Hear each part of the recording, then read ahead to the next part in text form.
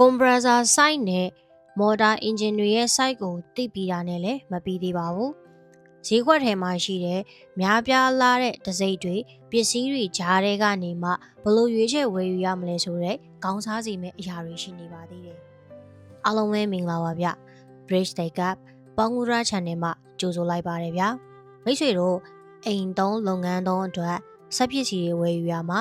အထောက်အကူဖြစ်စေမဲ့ဗဟိုတုဒ္ဒလေးတွေကို technical terms လေးတွေနဲ့မဟုတ်ဘဲမိတ်ဆွေတို့နားလည်ရလွယ်ကူစေမဲ့ရှုထောင့်ကနေစီစဉ်တင်ဆက်ပေးနေတဲ့ channel လေးပဲဖြစ်ပါတယ်ဗျရေအသက်တမနတ်ဆိုတဲ့စကားပုံအတိုင်းနေ့စဉ်ဘဝမှာမရှိမဖြစ်လိုအပ်တာရေပါဒီလိုအရေးပါလာတဲ့ရေလိုအပ်ချက်တွေကိုဖြည့်ရှင်းနိုင်မှုသုံးကြတဲ့နည်းလမ်းတွေအများကြီးတွေကတစ်ခုကကွန်ပရက်ဆာသုံးပြီးရေတင်ကြတဲ့နည်းပါကွန်ပရက်ဆာတွဲတွေသုံးပြီးအဝီစီတွင်းတွေကနေရေမုတ်တင်ကြတဲ့နည်းကဟိုးအရင်ကျွန်တော်တို့ငယ်ငယ်လေးကလေးကနေသုံးလာကြတာယနေ့ထိတိုင်ပါပဲဒီနေ့မှာတော့မြို့ရောနယ်ရောမှာအသုံးများပြီးပြည်ရဲမှာအလွယ်တကူရှာဖွေဝယ်ယူရလွယ်ကူတဲ့နှလုံးထိုးကွန်ပရက်ဆာတွေရဲ့ကွန်ပရက်ဆာတွေနဲ့တွဲသုံးရမယ့်စက်တွေရဲ့စွမ်းဆောင်နိုင်စွမ်းတွေရဲ့ဘလို့ရွေးချယ်ဝယ်ယူရမလဲဆိုတဲ့အကြောင်းတွေကိုမိတ်ဆွေတို့နားလည်ရလွယ်ကူစေမယ့်ပုံစံနဲ့စီစဉ်တင်ဆက်ပေးသွားမှာပဲဖြစ်ပါတယ်ဗျအဲကွန်ပရက်ဆာလို့ပြောလိုက်ရင်ပြည်ရင်းဈေးကွက်ထဲမှာတော့ပုံမှန်အသုံးများတဲ့အဝီစီတွင်သုံးရေတင်ကွန်ပရက်ဆာအတွဲလေးတွေရဲ့ဆေးမုတ်လုပ်ငန်းသုံးလေထိုးကျွတ်ပါလုပ်ငန်းသုံးကွန်ပရက်ဆာအတွဲတွေရဲ့ဆောက်လုပ်ရေးလုပ်ငန်းသုံးကွန်ပရက်ဆာတွေအကြီးတွေဆိုပြီးလက်လန်းမိမိတွေ့ရများပါတယ်ကွန်ပရက်ဆာပုံစံတွေကွဲတဲ့အပေါ်မှာအသုံးပြုရတဲ့ပုံစံတွေကွာသွားတာမို့မိတ်ဆွေတို့အိမ်သုံးလုပ်ငန်းသုံးလိုအပ်ချက်အလိုက်ရွေးချယ်ဝယ်ယူလို့ရနိုင်ပါတယ်ဒီနေ့ဗီဒီယိုမှာကတော့မြို့ရောနယ်ရောမှာအသုံးများတဲ့နှလုံးထိုးကွန်ပရက်ဆာလေးတွေအကြောင်းပြောပြပေးတော့မှာပဲဖြစ်ပါတယ်တစ်ခွဲနှလမတွင်းကျဲအဝီစီတွင်တူးထားပြီးအောက်အနက်ကပေတရာနဲ့အထက်ရှိတဲ့ရေကိုတင်ဖို့ဆိုရင်ဒီလိုကွန်ပရက်ဆာတွေလေးတွေကိုရွေးချယ်အသုံးပြုကြလေးရှိပါတယ်ဒေတာအလိုက်မြေအောက်ရေနေရေတွေးတဲ့ပေအနက်တရားကွာကြပါတယ်မိတ်ဆွေတို့တူးထားတဲ့အဝီစီတွင်ပေအနက်အကျယ်ရေနေအခြေအနေတွေပေါ်မှာလိုက်ပြီးတော့အသုံးပြုရတဲ့ကွန်ပရက်ဆာဆိုက်တွေကွာသွားပါတယ်ကွန်ပရက်ဆာဆိုက်ကွာရင်ဘေးနားမှာတွဲသုံးမဲ့မော်တာတွေအင်ဂျင်တွေရဲ့ဆိုက်တွေလည်းကွာသွားတတ်ပါတယ်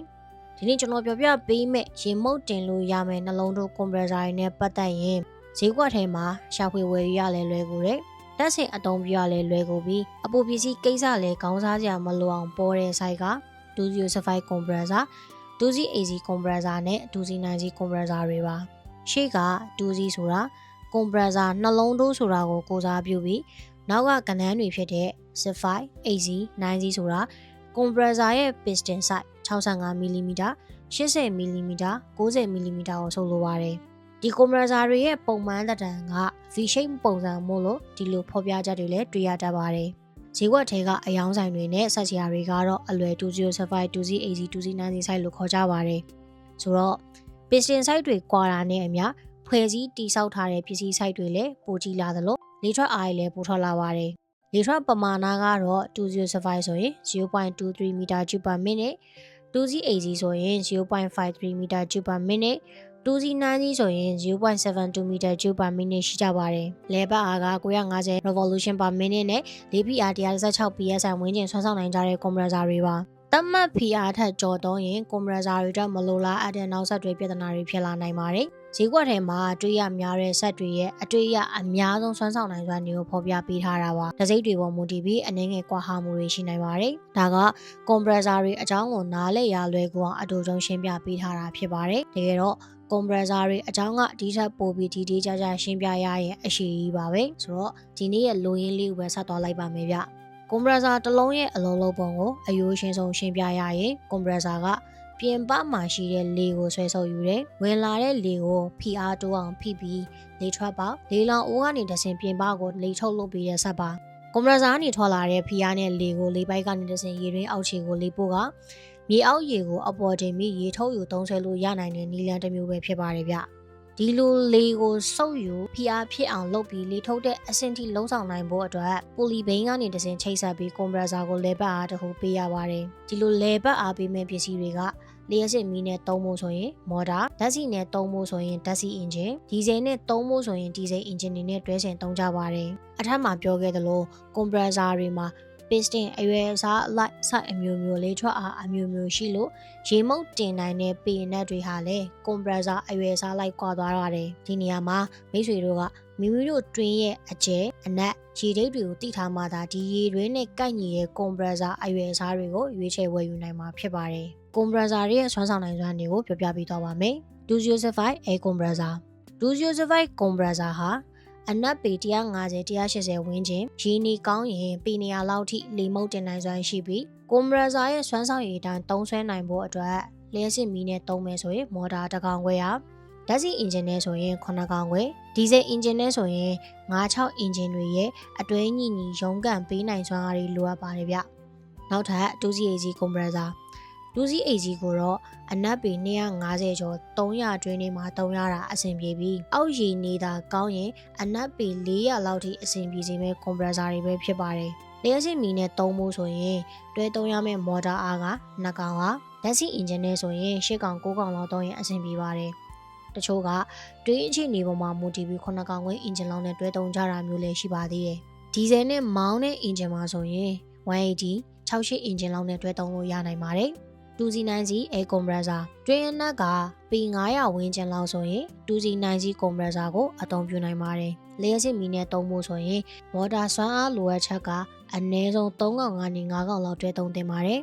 မော်တာဝက်အားကြီးတော့ starting current နိုင်ဖို့အတွက်မီးအားတောင့်ပြီးကောင်းမှအဆင်ပြေနိုင်ပါလိမ့်မယ်ဗျဓာတ်ဆီအင်ဂျင်ဆိုရင်16ကောင်လောက်တွဲသုံးသင့်ပါတယ်ဒီဇယ်အင်ဂျင်နဲ့ဆိုရင်တော့180 68အင်ဂျင်လောက်နဲ့တွဲသုံးလို့အဆင်ပြေပါတယ်ဒီလို 2C9C အတွဲဆိုရင်နေဘက်တွေမှာတော့ဒီဇယ်အင်ဂျင်တွေနဲ့ပဲတွဲသုံးတာပုံများပါတယ်မိတ်ဆွေတို့တွင်းရဲ့အနက်တွေတွင်းအခြေအနေတွေနဲ့အဆင်ပြေကိုက်ညီတဲ့ကွန်ပရက်ဆာဆိုက်ကိုရွေးချယ်ဝယ်ယူနိုင်စေမယ့်အချက်ကလေးတွေကိုအလွယ်ကူဆုံးအရိုးရှင်ဆုံးမှတ်လို့ရအောင်ပြောပြပေးသွားတာပဲဖြစ်ပါတယ်ဒီအချက်လေးတွေကတွင်းရဲ့ရည်နေနဲ့ရေလိုက်အားပေါ်မူတည်ပြီးရေထွက်အားနည်းတာများတာတွေရှိနိုင်ပါသေးတယ်ဗျမိတ်ဆွေတို့ဝယ်ယူရမယ်ကွန်ပရက်ဆာဆိုက်နဲ့မော်တာအင်ဂျင်တွေရဲ့ site တွေတိပီရနဲ့လည်းမပြီးသေးပါဘူးကျွန်တော်တို့ပြည်တွင်းဈေးကွက်ထဲမှာရှိတဲ့များပြားလာတဲ့တစိမ့်တွေပစ္စည်းတွေကြားထဲကနေမှဘယ်လိုရွေးချယ်ဝယ်ယူရမလဲဆိုတော့ခေါင်းစားစီမဲ့အရာတွေလည်းရှိနေပါသေးတယ်ကွန်ပရက်ဆာတွေကနေအရင်စားလိုက်မယ်ဗျကွန်ပရက်ဆာတွေဝယ်မယ်ဆိုရင်ကွန်ပရက်ဆာရဲ့ဘလောက်အိုကိုကြည့်ပါဥပမာ205ကွန်ပရက်ဆာ piston size 65mm ကိုနှလုံးတိုးမှန်နေတော့လေဘလောက်အိုကိုအသေးဆိုင်အကြီးဆိုင်တွေလာပါတယ်အကြီးဆိုင်ကိုပဲဝယ်ပါတောင့်တင်ကြံ့ခိုင်မှုကပိုကောင်းပါတယ်နောက်တစ်ခုကလေစစ်ဘူးပါလေစစ်ဘူးတွေကကွန်နဲ့လေလာသလိုတန်နဲ့လေလာပါတယ်တန်ကအကောထမ်းဆိုင်ပိုတောင့်ပြီးပိုကောင်းပါတယ်နောက်ထပ်ကစလစ်အိုတစ်ခုနဲ့တစ်ခုကြားတွေ့ရန်ထားတဲ့ဘာဂျာပိုက်လေကူးပိုက်ပါဘာဂျာပိုက်လေကူးပိုက်ကကြီးနဲ့လားတတ်ထုနဲ့လားမေးပါကြီးပိုက်နဲ့ကပိုကောင်းပါတယ်နောက်ပြီးပိုက်ဆက်ပိုက်ကွေတီပိုက်ဆက်လေလောင်ကိုအခြေသွေးတွေဆက်ပါတထုသားစီသားကောင်းတယ်မကောင်းဘူးဆိုတာကမျက်လုံးအမြင်နဲ့တင်ဆက်လို့ရနိုင်တာမျိုးပါလေလောင်အိုးတွေမှာလည်းအရေးကြိုးပေါက်ကြမ်းမကြမ်းတွေစစ်ပါအပေါက်တွေပါရင်လေမလုံးတော့အသုံးပြုလို့မရနိုင်ပါဘူးနောက်အရေးကြီးဆုံးအချက်ကဝယ်ယူမဲ့တစ်စိမ့်အတွက်အပိုပစ္စည်းရှိလားဈေးကွက်ထဲမှာရှိတဲ့စစ်ဖိုက်အပိုပစ္စည်းနဲ့တူလားမေးပါအပိုပစ္စည်းမတူရင်နောက်ပိုင်းဆက်တစ်ခုခုဖြစ်ရင်ကောင်းကြိုက်စရာဖြစ်လာပါလိမ့်မယ်နောက်ထပ်ကမော်တာရွေးချယ်ဝယ်ယူနေပါလျှက်စစ်နဲ့သုံးဖို့ဝင်ရုံမော်တာဝယ်ရင်ကြီးကွန်စစ်စစ်အာမခံတဲ့စက်တာဝယ်ပါမော်တာတွေမှာကကွိုင်ရော့ကွိုင်ပြေးလာတတ်ပါတယ်ကွိုင်ပြေးနဲ့ကွိုင်ရော့တွေမှာစီနှုံးကတိမ်ပိုင်းလောက်ထိကွာတတ်ကြတယ်ကွိုင်ကအပြည့်လားအယော့လားတခါတည်းမေးပြီးမှဝယ်ပါဈေးကွက်ထဲကတချို့ဆိုင်တွေဆိုရင်ပုံမှန်လင်းလင်းပြောပြီးရောင်းပါတယ်ဈေးကိုတေချာရှင်းပြတတ်ပါတယ်တချို့ဆိုင်တွေဆိုရင်မော်တာကွိုင်ရှိဘယ်လောက်မီလီမီတာရှိလဲဆိုတာပြောပြီးရောင်းကြပါတယ်မီလီမီတာအရှိကြည့်ပြီးကွိုင်ပြေးကွိုင်ရော့ပြောရမယ်ဆိုရင်အသုံးများတဲ့တကောင်ဝဲနဲ့နှစ်ကောင်တွေကိုကျွန်တော်ပြည်တွင်းဈေးကွက်ထဲမှာတွေ့ရများတတ်တာလေးနဲ့ပြောပြပေးပါမယ်တကောင်ဝဲမော်တာမှာဆိုရင်ကွိုင်ရှိ80mm 85mm 90mm ဆိုရင်ကွိုင်ရော့ 120mm 135mm 136mm ဒီလိုကွိုင်ပိုရှိတာဆိုရင်ကွိုင်ပြေးပါနှစ်ကောင်မော်တာမှာဆိုရင်ကွိုင်ရှိက 80mm 100mm ဆိုရင်ကွိုင်ရော့ဖြစ်ပြီး125mm 150mm တို့ဆိုရင်ကွိုင်ပြီးဖြစ်ပါတယ်။တစိမ့်တွေပေါ်မူတည်ပြီးကွိုင်ဆိုင်တွေကွာပါတယ်။ကွိုင်ဆိုင်ပေါ်မူတည်ပြီးတော့လေစီနှုံးတွေကွာတတ်ကြပါတယ်ဗျ။ကွိုင်ပြီးကွိုင်ရောကိုအကြမ်းမြင်ပါကွာတာလေဆိုရင်စွမ်းဆောင်ရည်ပိုင်းမှာတော့မကွာတော့ပါပဲ။မော်တာကွိုင်ကြီးလေအမ်ပီယာစာများလေလို့အကြမ်းမြင်မှတ်ထားရင်ရပါတယ်။မော်တာတွေမှာက starting current ကြီးကြတာမို့တချို့မီယာနဲပြီးမီယာမတောင်းတဲ့အရာဒေတာတွေကကွိုင်ရောတွေဒါတွဲသုံးလေးရှိပါတယ်။မီယာစာတတ်တာလို့ပါ။ဒါပေမဲ့ရေရှည်ကြမ်းခိုင်မှုမှာတော့ကွိုင်ပြည့်တွေကပိုတာပါတယ်ဒီဇယ်အင်ဂျင်တွေကနေဘက်တွေမှာလည်းအသုံးများကြပါတယ် ဒီဇယ်အင်ဂျင်တွေမှာတော့ဘယ်တစ်စိမ့်နဲ့ဘာတွေကပိုကောင်းလင်းဆိုတာနေရဦးလေးတွေကပိုဆရာကြတည်တာမို့ထွေထူးတော့မညွှန်းတော့ပါဘူးဗျအိမ်တိုင်းဒီးပါးမှာလည်းဒီဇယ်ဆက်တွေရှိတော့အိမ်မှာရှိတဲ့ဆက်နဲ့တွဲပြီးတင်ကြတာမျိုးလေးရှိကြပါတယ်ဒီဇယ်အင်ဂျင်မှာဒီကားကတော့အပိုပစ္စည်းပါပဲပိုပစ္စည်းအလွယ်တကူရတဲ့စာသားဝယ်သုံးပါဗျာဒီနေ့ပြောပြပေးသွားတဲ့ကွန်ပရက်ဆာတွဲတွေကိုမိတ်ဆွေတို့လိုအပ်ချက်နဲ့ကိုက်ညီပြီးအလွယ်တကူရွေးချယ်ဝယ်ယူနိုင်စေမယ့်နည်းလေးတွေကိုအကြိုင်ပြောပြပေးသွားတာပဲဖြစ်ပါတယ်ကွန်ပရက်ဆာကိုတကယ်အသုံးပြုမယ်ဆိုရင်လိုက်နာရမယ့်ဆောင်ရန်ရှောင်ရန်အချက်တွေလည်းအများကြီးရှိပါသေးတယ်ဒီအချက်တွေကိုလည်းနောက်ပိုင်းဗီဒီယိုတွေမှာအလင်းတင်တယ်လို့စူးစီးတင်ဆက်ပေးဖို့ကျွန်တော်စူးစမ်းပါအောင်မယ်ဗျဆိုတော့အခုပြောပြပေးသွားတဲ့အချက်လေးတွေကမိတ်ဆွေတို့ကွန်ပရက်ဆာအတွဲတွေကိုဝယ်ယူသုံးစွဲကြရမှာအထောက်အကူဖြစ်လိမ့်မယ်လို့မျှော်လင့်မိပါတယ်ကျွန်တော်ရဲ့ Bridge Take Up ပေါင်းကူရန် channel လေးကမိတ်ဆွေတို့ဆက်ပစ္စည်းဝယ်ယူရမှာတောင်းတနေရကနေအကျိုးဖြစ်စေမဲ့ပို့ဖို့တို့တာလေးတွေကိုစီစီတင်ဆက်ပေးနေတဲ့ channel လေးပဲဖြစ်ပါတယ်မိတ်ဆွေတို့တိလိုရာများရှင်လည်းမြင်မြန်ထားခဲ့လို့ရပါတယ်အခုလိုဗီဒီယိုဆုံးနေကြည့်ရှုပေးရတဲ့အတွက်လည်းကျေးဇူးအများကြီးတင်ပါတယ်ဗျ like and subscribe လေးလုပ်ပေးသွားဖို့မမေ့ပါနဲ့ဦးဗျာ